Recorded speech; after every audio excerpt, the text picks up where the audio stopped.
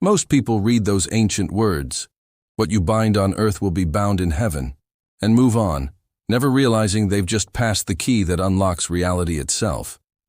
They think it's about rules, religion, or divine approval. But Joel Goldsmith pointed to something far more radical, something that overturns how you see creation, healing, and destiny. He realized these words describe the exact mechanism by which consciousness becomes form. It isn't poetry. It's the operating system of the universe. When you bind an idea in consciousness, you fasten it into existence. You tie your awareness to it, and life mirrors it back. Fear bound becomes fear lived. Doubt bound becomes delay. Truth bound becomes freedom. This is not about pleading with God to change your story. It's about recognizing that you are the point through which divine power expresses itself. Your beliefs are blueprints. Your attention is cement.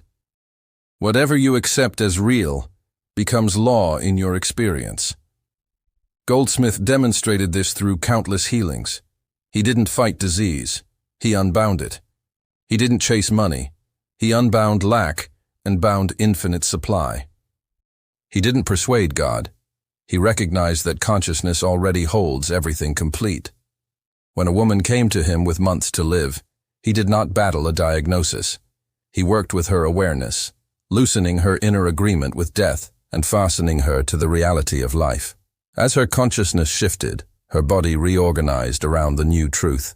When consciousness moves, matter follows. To bind is to establish as law. Every thought you repeat becomes a decree in invisible substance.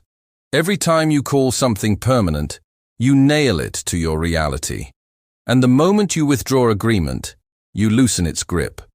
That is the hidden passage out of every prison. You don't have to fix the bars. You only need to stop believing they are power. Heaven is not a place somewhere else. It's a state of consciousness where truth rules instead of fear. Bind that state, and it appears wherever you stand. Most people try to change outer pictures while clinging to the same inner convictions. They polish the mirror while leaving the reflection unchanged. It cannot work.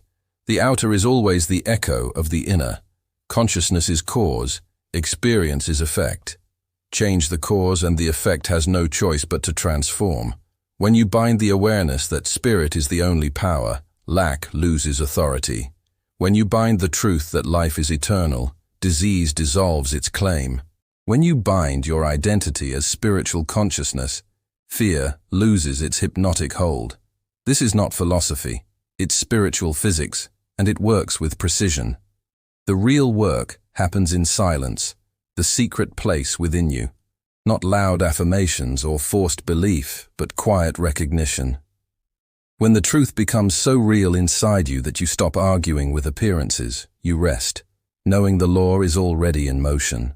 That rest is proof that your binding is genuine, because doubt cannot rest, understanding can. To hold this power steady, practice 3 daily disciplines. First, rest in God. After you bind a truth, stop striving. Cease the mental chase. Rest in the awareness that the cause has been set. Effort signals unbelief. Rest signals trust. Second, watch your thoughts. Be a guardian at the gate of your mind. Catch every attempt to rebind fear or limitation. When doubt whispers, "Nothing is changing," answer gently, "That's no longer my truth." Unbind it and return to spirit. Third, live from the invisible. Don't let appearances dictate your binding. The visible world is always yesterday's news, the shadow of former consciousness. When accounts look empty, bind abundance.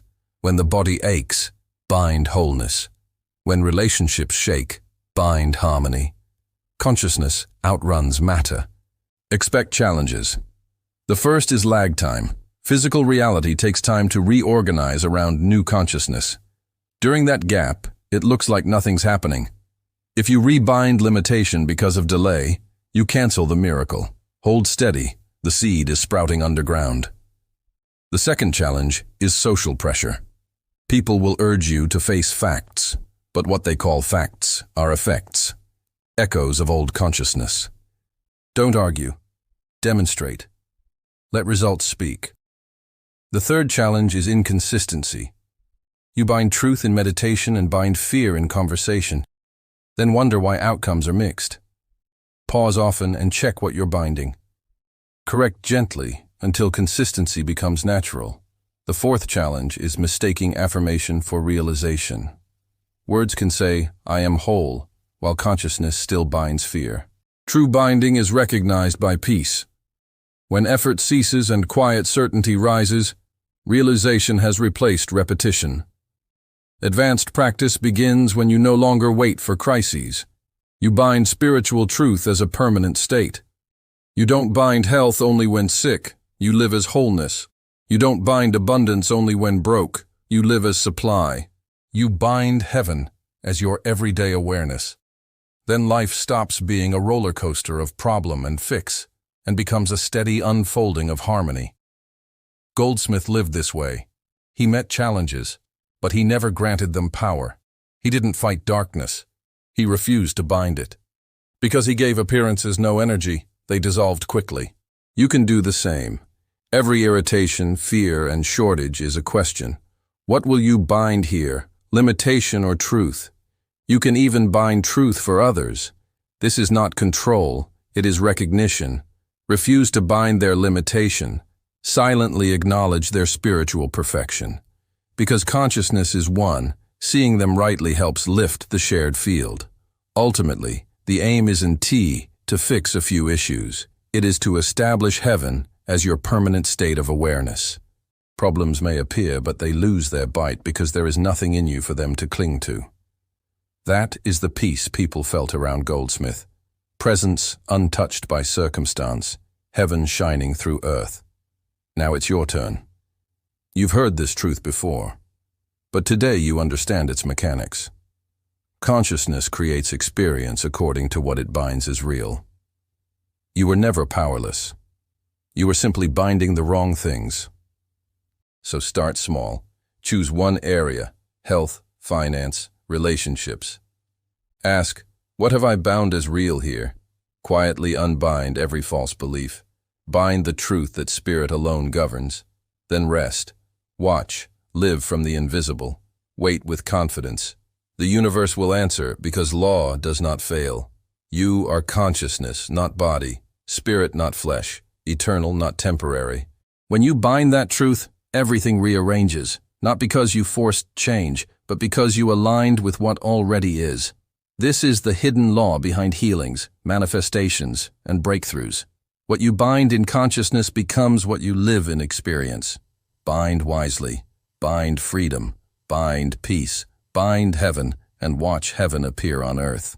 If this message awakens something in you, like this video, subscribe to Legacy Igniter for more teachings that open consciousness, and comment below, "I am binding truth." Your simple declaration anchors a new agreement in consciousness. Beginning today,